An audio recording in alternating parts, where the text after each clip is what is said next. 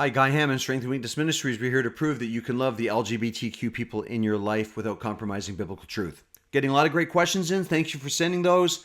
Let me go ahead and respond to one that we recently received. My daughter was a Christian.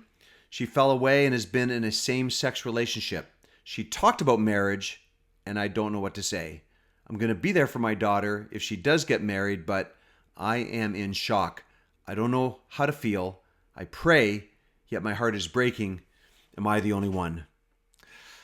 Oh my goodness. I'm so sorry you're going through that. Of course your heart is breaking. Of course you're in shock. Who wouldn't be?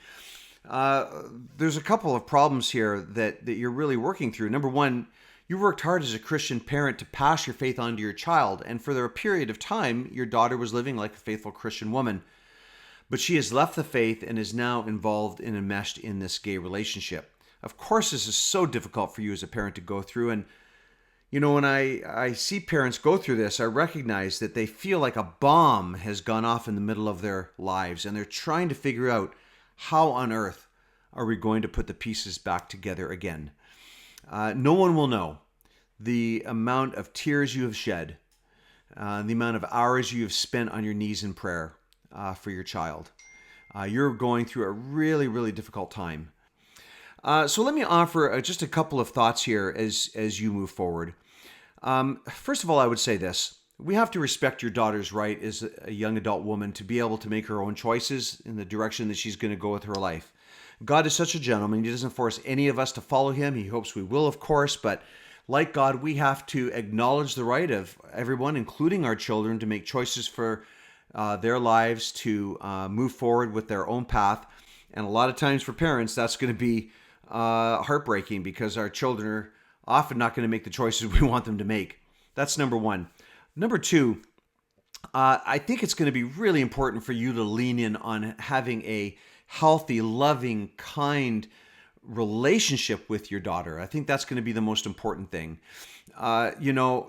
Of course, we want your daughter one day to return to the Lord and live as a faithful Christian woman, but that is a lot more likely if your lines of communication are really solid. And so my challenge to you is to lean in on the love, to spend time with your daughter, to spend time with her partner, to be there for them, to accept what they're going through, accept the circumstances. You can do so without approving of everything that is going on, but you must accept this reality. And I think leaning in on the love for your daughter is really key because you want your daughter to feel like she can come and talk to mom whenever something is going on. You want that level of relationship. The other thing I would say is that you've got to take care of yourself.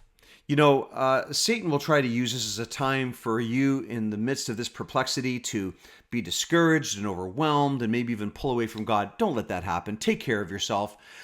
Spend time in the Word. Spend time in prayer. Get some rest. Go on a hike. Get some sleep. Take care of yourself. Take care of your own spiritual well-being.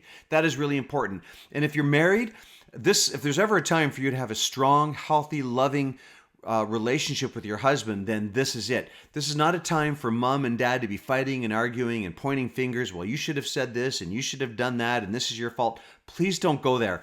Mother and father need to be united in prayer and in love for one another.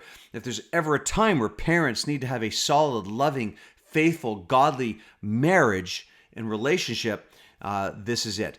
The other thing I would say is this. Release yourself of blame. It can be so easy for parents to blame themselves when their children make choices like this. The truth is, when it comes to LGBTQ, these are complex things, and it would be way too simplistic to rush to the assumption that somehow mom or dad is responsible for this. There are hundreds of contributing influences as to why people are homosexually attracted.